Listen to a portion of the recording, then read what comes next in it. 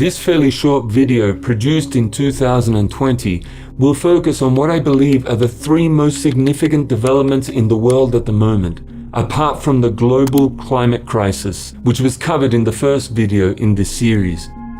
These other developments may, at first glance, appear to have little or no connection with the climate crisis. However, in the third and final video, I will make connections in an attempt to paint a clearer picture about where things are going for us as humans on a dying planet.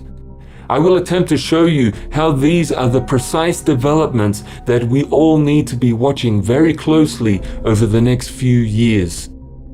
The three areas of development that I will examine in this video are economics, technology, and politics. Economics. The most significant development in world economics at this point in history is almost certainly our move to a cashless society. There have been many changes in the history of economics which were significant. They include the introduction of coins as an alternative to bartering, a move to paper currency, the use of checks, and then the advent of credit cards. It would be easy to see the switch to totally electronic money as just one more step in this overall evolution of money.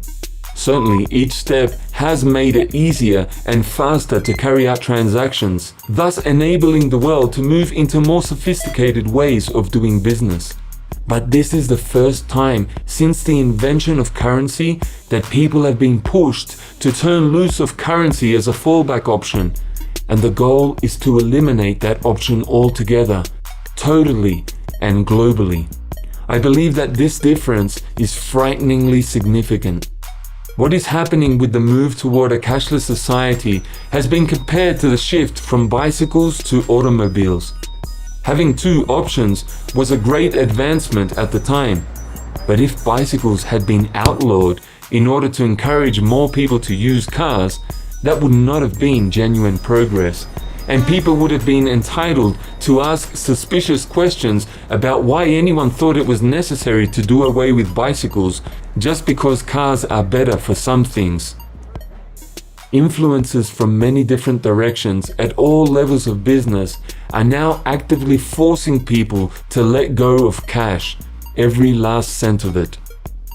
Recently, my daughter tried to put cash on her library card so that she could get a couple of photocopies at the local library. She was told that cash was no longer accepted, apart from very old people who find it hard to make the transition to electronic money. So my wife, who is in her 70s, went in with her library card to see what would happen. She was half the morning waiting for a supervisor to come and approve such an exceptional favor. It appeared to be a deliberate, though unnecessary, campaign to stop even an older person from using even a few cents of cash. This is just one of hundreds of ploys being used to lever people away from using cash. The more you examine what is happening, the more clear it becomes that forces behind the banking industry are covering literally every base in their efforts to make a world where cash will not be used for anything.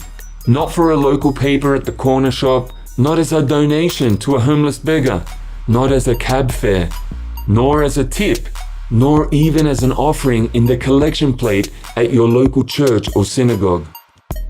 When the last dollar has been burnt and the last coin has been melted down, then what? That is when we will discover why it was absolutely essential that all cash be removed first. Mark my words, this worldwide campaign is not so much about controlling international crime, nor is it about tracking down tax dodgers, as it is about something far more sinister.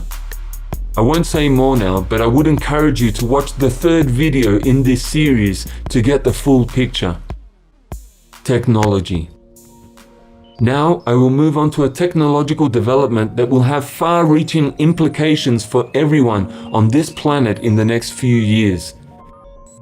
In a very short space of time, the world has been transformed through the proliferation of computers, iPads and smartphones, and through internet technology in general. We now have almost instant global access to almost anyone and almost anything. The answers to any question you could imagine are already out there, just waiting to be Google searched. In among all that data is an almost infinite amount of information on you and me, and about almost everyone else on the planet. What we read, what we buy, where we go, where we live, our health records, our spending patterns, everything. Most of us have come to accept all that as being fairly benign, maybe even helpful.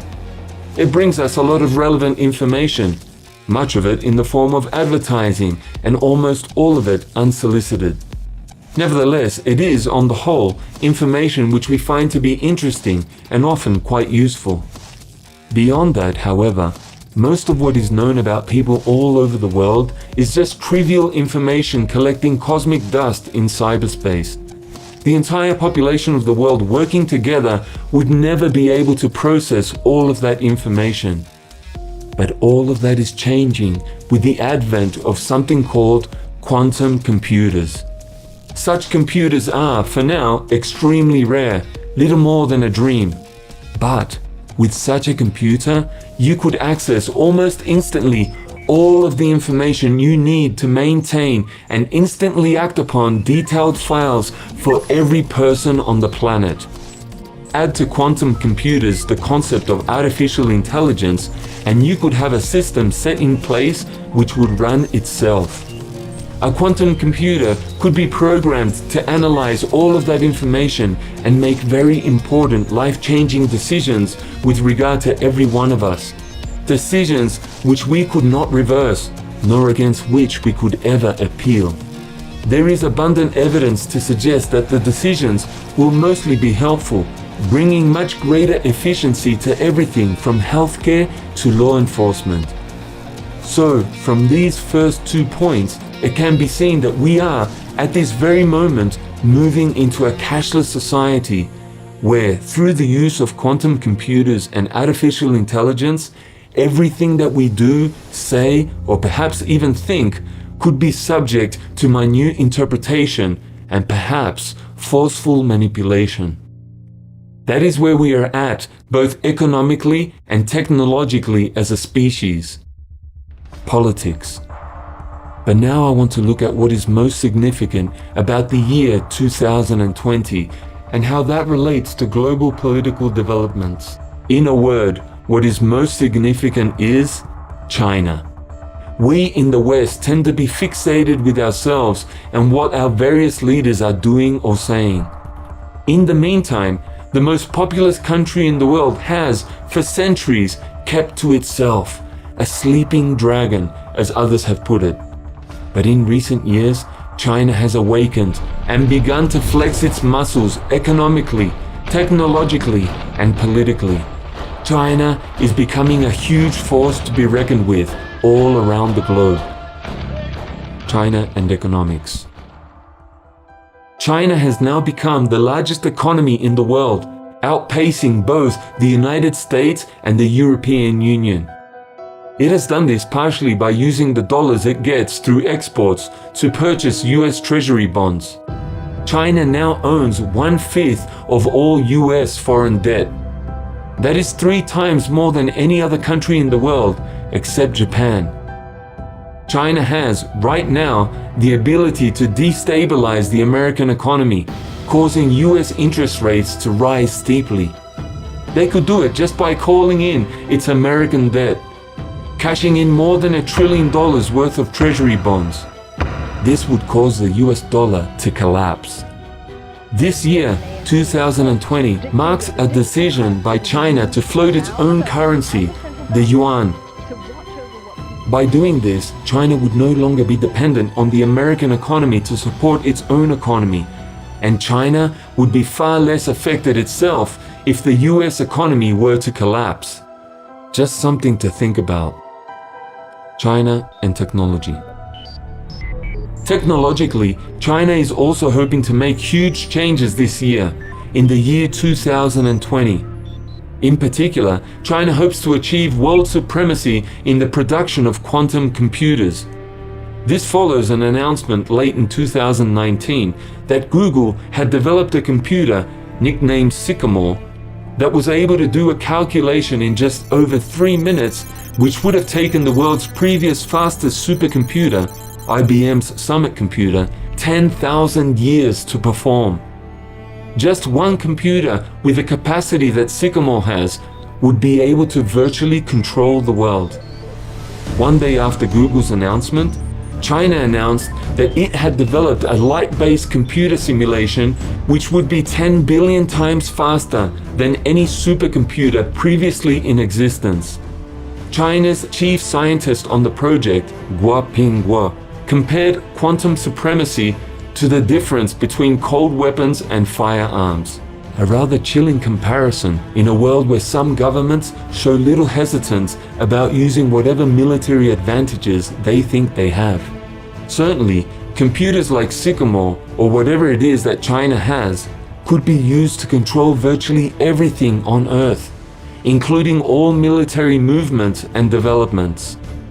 China and politics. But the most disturbing thing about China at this point in history is that country's approach to politics, particularly with regard to human rights. Even with its own people, the Chinese Communist Party has established a regime which can arbitrarily and unaccountably torture, kill, and even sell the organs from anyone that the government considers to be a political threat.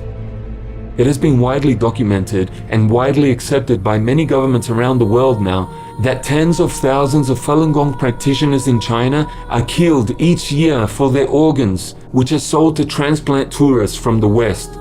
These tourists pay big money to get a liver, heart, lung, or kidney more or less on demand a few days after they arrive.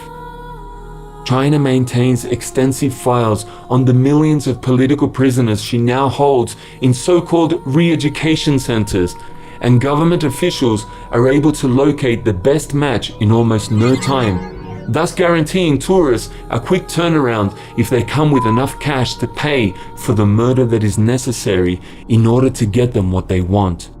Worse still, those people from whom the government extracts organs are paralyzed but not anesthetized during the removal of their organs, causing an excruciating death for these hapless victims. This is just further evidence of the government's institutionalized cruelty towards anyone who dares to criticize the ruling party. The backdrop to all of this includes millions of closed-circuit TV cameras, as well as supercomputers, which are all used to monitor the behavior of more than 1 billion Chinese citizens. An artificial intelligence program picks up on the slightest deviations from the norm as a way of locating and punishing anyone who dares to step out of line.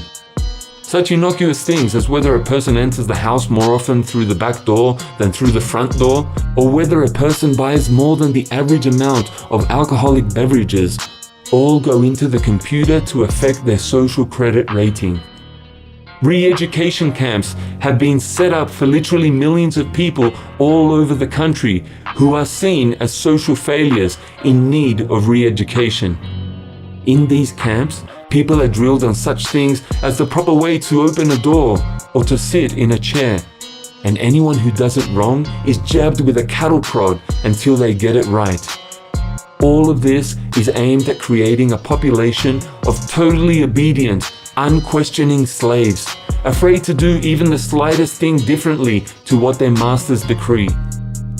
But of far more importance is China's rapid expansion into other countries, where they're training dictators and training would-be dictators, all in how to implement similar controls over their own local populations.